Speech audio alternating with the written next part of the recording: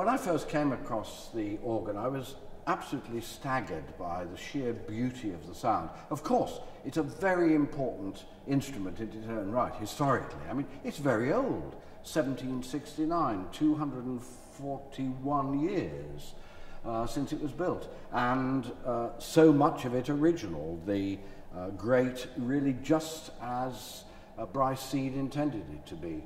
But I was just also captivated by the sheer sound of it. For example, this flute, just a very quiet sound, just so gorgeous.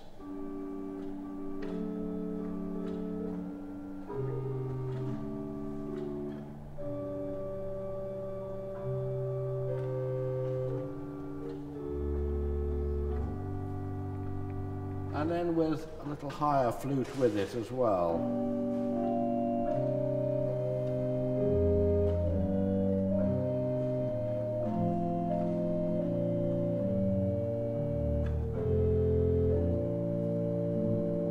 And then brightened up with something like this.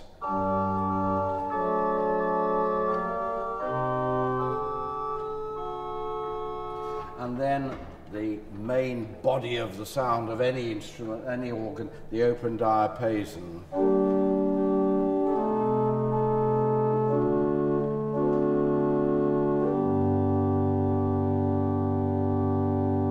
Now that, to me, just a sheer sound is something very beautiful indeed.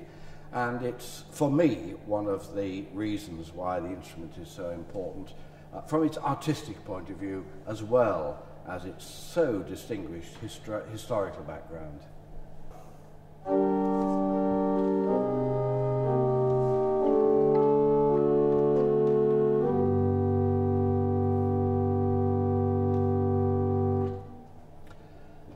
Such a gorgeous sound, even in its present state, but when it's restored to its full former glory, this is going to be a most significant instrument. It's going to be a really important part of our musical heritage. The organ was, of course, got into a more or less playable condition about a couple of years ago by Michael Farley of Budleigh Salterton. I think actually he did a very generous job for the funds available and the amount of time he was given and so on. But it still remains rather a white-knuckle ride. And I remember the first concert last year when we were revealing the organ, the first time it had ever been heard in public. And I was playing this Handel concerto with some string players, and one of the notes stuck, and I got into this terrible situation in which I was trying to play while at the same time picking the note up. And it went something like this. Excuse me, won't you? Or at least I hope Handel will excuse me.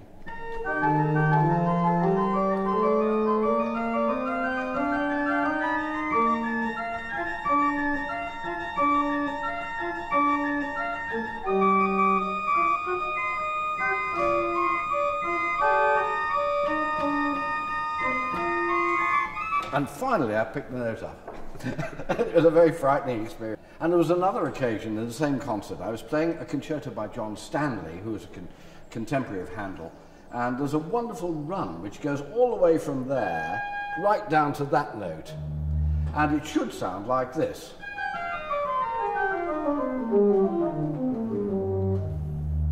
But unfortunately, this note wasn't working. So we had this wonderful kind of anticlimax of... and nothing happened. However, just before the concert, Michael Farley, with a mixture of chewing gum, strings, sealing wax and blue tack, managed to make the note work. So we did on the night get...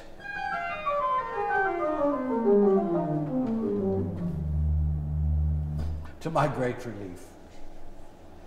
There's a possible connection between this organ and Handel. It's a bit dubious, but it's worth spelling out.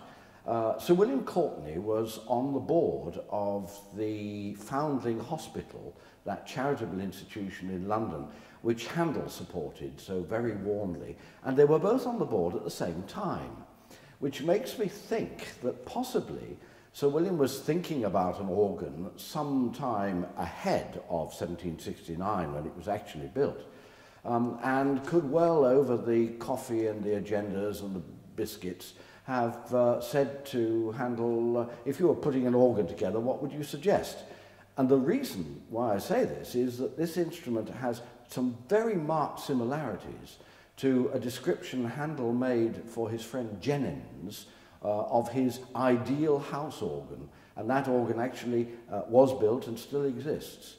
There is, though, a discrepancy of about 10 or 11 years, so either Sir William stuffed the notes in his pocket and forgot about them for a decade, or else this is just fantasy, but it's a nice thought, and it is a perfect Handelian organ, whether that formal link exists or not.